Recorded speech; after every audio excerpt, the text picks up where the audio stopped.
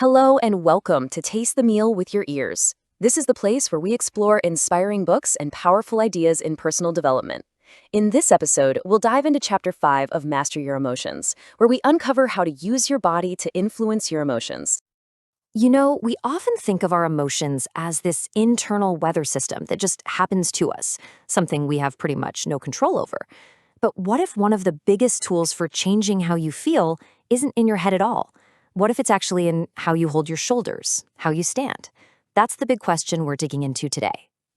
And this idea was brought into the spotlight by social psychologist Amy Cuddy. She lays out this incredible chain reaction.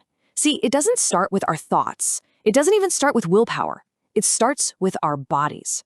The way we physically hold ourselves can kick off this domino effect that completely reshapes our minds, changes our actions, and ultimately changes the results we get in life. So to prove this, Cuddy set up this really famous experiment. She wanted to know if just adopting a powerful pose, or a weak one, for only 2 minutes could create real, measurable biological changes inside a person. Think about that. Just 120 seconds. Could that actually be enough to mess with your brain's chemistry? Okay, so here's what she did. She had people hold one of two kinds of poses. The high-power ones were all about being expansive and open. Think Wonder Woman, hands on your hips, chest out, taking up space. And the low-power poses were the total opposite, all closed off, like hunching your shoulders, crossing your arms, basically making yourself small. The difference in the results? It was absolutely staggering. So the first thing they looked at was testosterone, the hormone that's linked to confidence and feeling dominant. After just those 2 minutes, the high-power posers saw their testosterone levels shoot up by 25%. And the low-power group, theirs actually dropped by 10%. That's a huge biological shift from just changing your posture. But wait, it gets even better. They also measured cortisol, which is the body's main stress hormone. The high-power group, they actually saw a 10% drop in cortisol. They literally felt less stressed. Meanwhile, the low-power group's stress hormone spiked by 15%. So not only did they feel less powerful, they were physically more anxious. Okay, so what's the point of all these hormones bouncing around? Does it actually change how we act? Oh yeah, big time. When they gave everyone a chance to take a risk, basically a game of chance, a whopping 86% of the high-power posers went for it. But for the low-power group, only 60% were willing to take that same gamble. Their posture literally changed what they were willing to do. What this all points to is something called the body-mind feedback loop.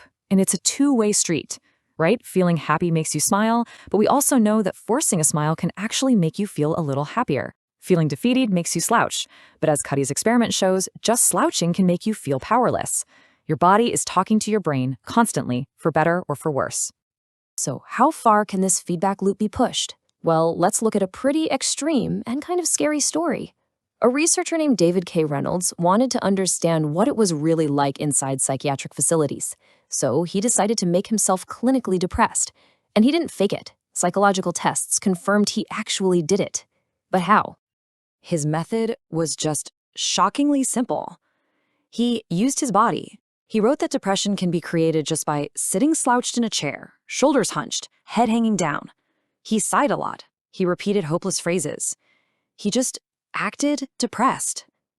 And just as he predicted, the genuine feeling followed. He literally reverse-engineered depression using nothing but his physical state. I know, that's a bit of a downer. But it raises a really important question. If this negative body-mind loop can spiral you down into actual depression, could you intentionally create a positive loop to pull yourself back out? Could the cure be found in the exact same place as the cause? And that is exactly what he did. To get better, Reynolds had to break that physical pattern. He had to force himself to get up and be active, even when every fiber of his being was screaming at him to just stay put. He understood a crucial point. The feeling of motivation wasn't going to come first. The action had to come before the feeling. And slowly but surely, as he moved more, he started to feel better. Reynolds' story is pretty extreme, but it points to this universal truth about the body's power to heal the mind. And this quote from psychology professor Michael Otto just nails it. He says, We need to think about exercise for our mood the same way we think about medicine for a headache. It's not a luxury, it's a tool we need to use. And you know what the best part is? It doesn't take a whole lot of time. Research shows that you can get a noticeable mood boost within just 5 minutes of starting some moderate exercise. 5 minutes! That's an incredibly powerful tool to have in your back pocket when you're feeling down. Okay, so 5 minutes is great for a bad mood, but can it handle the really serious stuff? A landmark study at Duke University, led by James Blumenthal, put this to the ultimate test.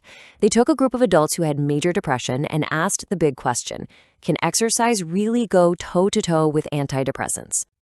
The results after 4 months were just incredible. The number of patients who are no longer depressed was just as high in the exercise groups as it was for the group on medication. The conclusion was pretty clear. Exercise was just as effective in treating major depression. But the story doesn't stop there. When they followed up a year later, they found something even more amazing. The patients who had kept exercising regularly actually had lower depression scores and were way less likely to relapse than anyone else. So exercise isn't just a treatment, it's a powerful strategy for staying well in the long run. And you don't need to become some marathon runner to get these benefits. Nope, the prescription is super simple. Just walk for 30 minutes, 5 days a week. That's it. This completely manageable routine can not only change your mood, but it's been shown to literally add years to your life. And how many years are we talking about here?